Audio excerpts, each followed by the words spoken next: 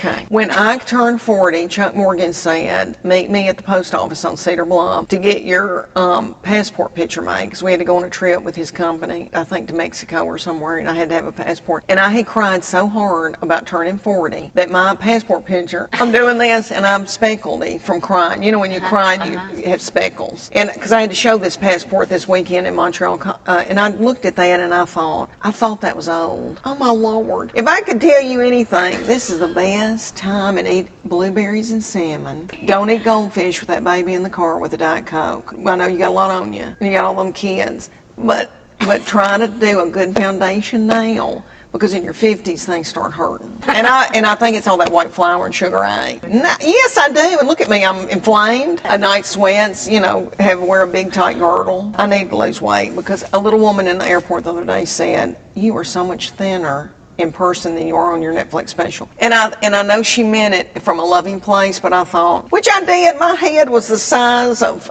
the bijou, my breast. But anyway, okay. I know people are, but she was sweet. She had on a capri. Oh, bless her. I know, she didn't mean it ugly. Okay, Chuck Morgan and I met at the University of Tennessee, and let me go back and say this. I always in my heart knew I was going to be in show business. I thought I was going to be a movie star. Might happen. Hey. But as a little bitty child in Adams, Tennessee, 500 people on the Kentucky-Tennessee border outside of Nashville, in my heart, I feel like God revealed it to me that I was going to be in show business.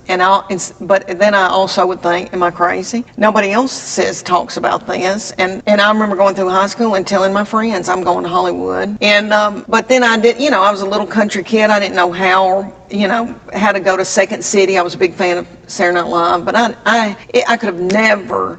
I didn't have the guts to say to my parents, I'm going to LA at 18, I'm going to try to make it. You know, I mean, that just was, it didn't even cross my mind. So everybody said, you're going to go to college or the military. And I was like, Lord, I can't go in the military. So I followed my high school boyfriend at the University of Tennessee, and we broke up right after we got here. And I really thought, I'm not going to finish UT. I'm going to marry him. We're going to farm. And through, back and forth at UT and quitting, and then I went back to college, and I was getting my degree in child and family studies, and I really wanted to be a therapist if I wasn't going to be but in my mind the whole time thinking, I'm going to Hollywood, but I might be a therapist.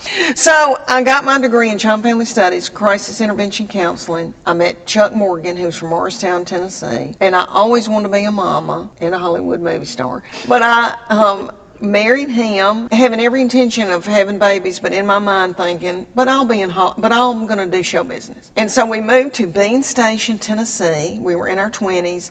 He bought a used mobile home business that refurbished mobile homes in Bean Station behind the post office. Moved me there, and I am a people person. It was very difficult for me. I didn't know anybody. He worked all the time. I had his own business. My friend in Nashville said, I'm selling this jewelry like Mary Kay and Tupperware. It's called Premier Jewelry. You would be wonderful at it, Leanne. You'll meet people and you can make a little money. Because by then I got pregnant with Charlie, my oldest, who's going to be 30 this year, and I wanted to nurse him and stay at home. So I started selling jewelry, and I didn't even care about jewelry. And I started selling jewelry for this company out of Dallas, and I had my host party where I invited all my friends from church, and I was, pitting out in a denim. I wore a denim shirt with a skirt and a wrap skirt, and I had a spiel I was supposed to tell, and then people were going to book parties from that, and then that's how it got going. Well, and I was so nervous and all that, but I know that I probably used humor in it, but I booked parties. Well, I started booking like a year in advance. Women thought I was funny, because I'd go to somebody's house and schlep this big case, and I'd put it out on the card table, and they were like 1999 earrings and that kind of thing. Who doesn't love a 1999 earring?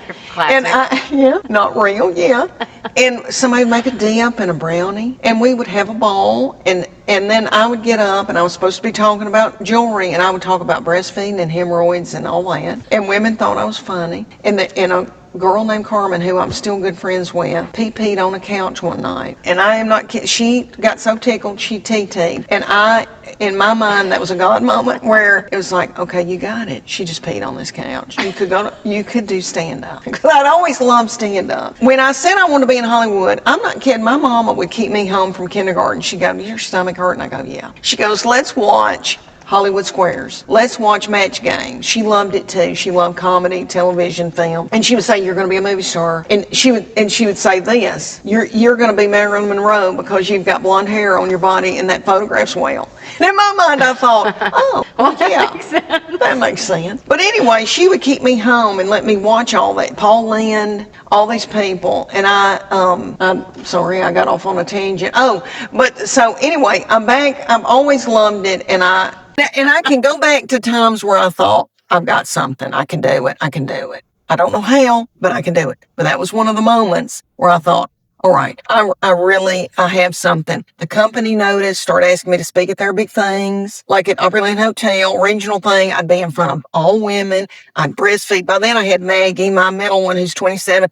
I remember breastfeeding Maggie in a toilet in Opryland Hotel, then handing her to my mama and then going on stage. And I was supposed to be talking about how I was getting booked so far in advance, but I got up there and told jokes. And then women came up to me at that thing and said, you need to be a stand-up. And that gave me the strength and the encouragement. Okay, I can do it. I don't know how, but I can do it. So I started doing around Morristown, Tennessee. Like I would go do the Rotary. I'd do something for the Rotary and to drop my kids off at preschool or whatever. And then I got pregnant with my third baby. By then I couldn't be schlepping all that jewelry with 3 babies. And my husband went to work for a big company, Clayton Homes, manufactured housing, biggest in the United States. And they moved us to San Antonio, Texas. And I had a comedy club for the first time. But I had done a comedy club in Nashville.